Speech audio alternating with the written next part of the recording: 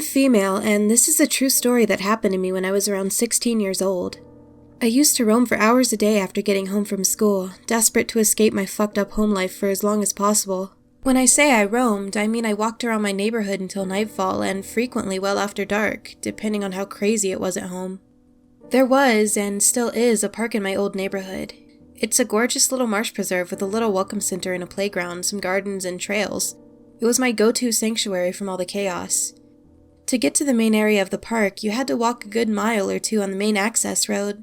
I had my Walkman that would blast angry music so I could burn off steam as I trotted around, pissed at the world.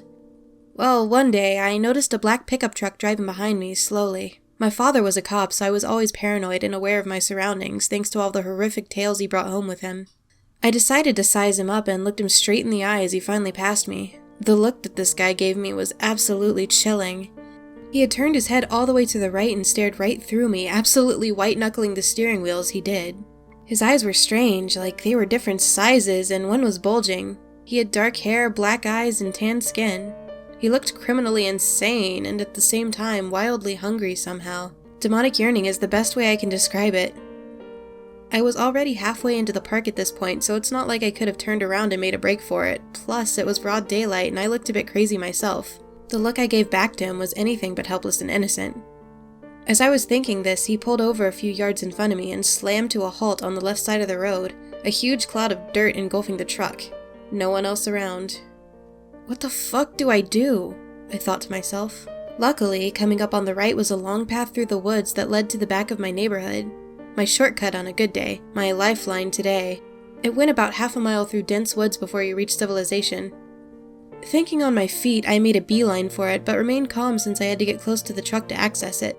I turned my music all the way down and just listened. To my horror, I heard a door slam. I only looked back once to verify that he was on foot, slowly starting to follow me into the woods with a wide grin plastered on his face, like it was right where he wanted me to go and he couldn't believe his luck. Still, I remained calm and even putted around, switching CDs so he would think I was oblivious as we traversed the path together. I felt that if he knew I was onto him, he would just run and tackle me, drag me back to his truck, and have his feast before anyone came by to see us. I was also checking to see if he would stop when I did, see if I was, in fact, what he was after. He always did. All the while, walking through the impossibly quiet woods, I thought to myself, he wants to kill me, simply for the pleasure of it.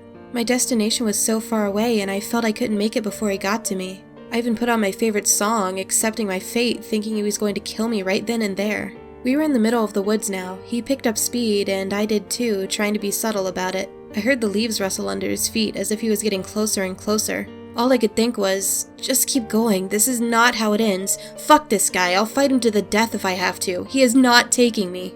By the time I had reached the big down log at the end of the path, he was so close I could hear him breathing an excited, perverted breath.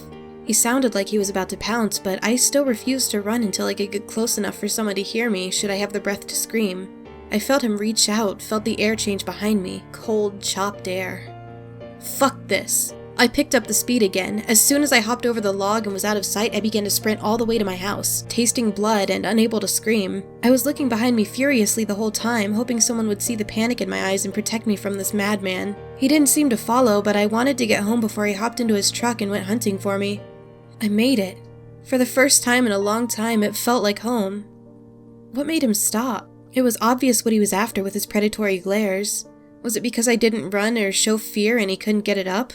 Was it too easy? Was it just some asshole messing with me? I never saw him again, and like an idiot, I told no one because I didn't want my walk time to be taken from me. I always carried a knife after that. I can recall being superstitious afterwards, kicking myself for wishing all throughout my childhood for someone to kidnap me and take me away from my messed up family. Be careful what you wish for.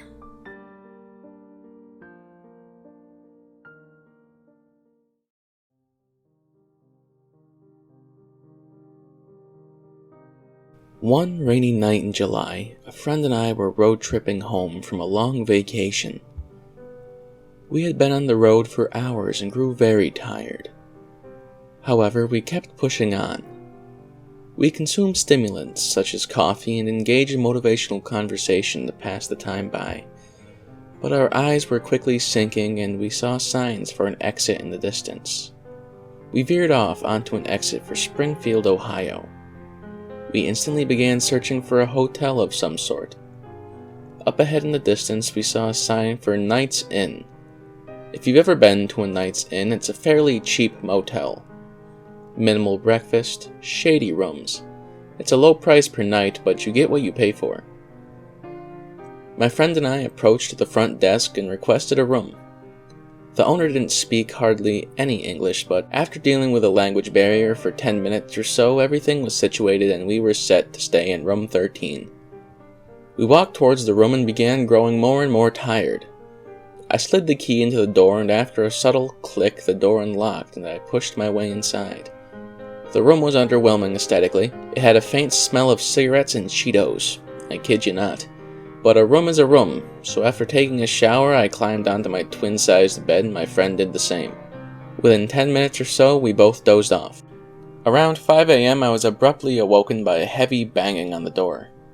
I glared over at my friend, who shot up as quickly as me, trembling in fear. Only the banging didn't subside. It was persistent.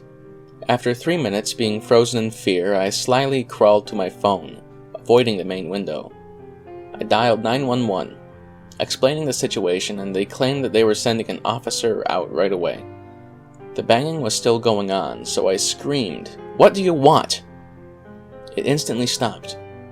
I heard muffled voices and they began to fade away. At this point, it was around 5:30 a.m., still dark outside.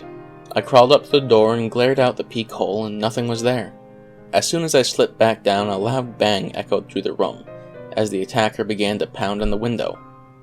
A deep voice was heard laughing, and as soon as it began, it stopped. The cops never showed. Right when daylight beamed into the room, we booked it to the car and drove off. This, however, was not the unsettling part. The next day, as I got home, which was maybe another hour or so away, I began to watch the news. A 40-year-old man was found in room 14, right next to ours, at the Night's Inn motel. He had many weapons, and had kidnapped a 14-year-old girl who claimed she was in love with him.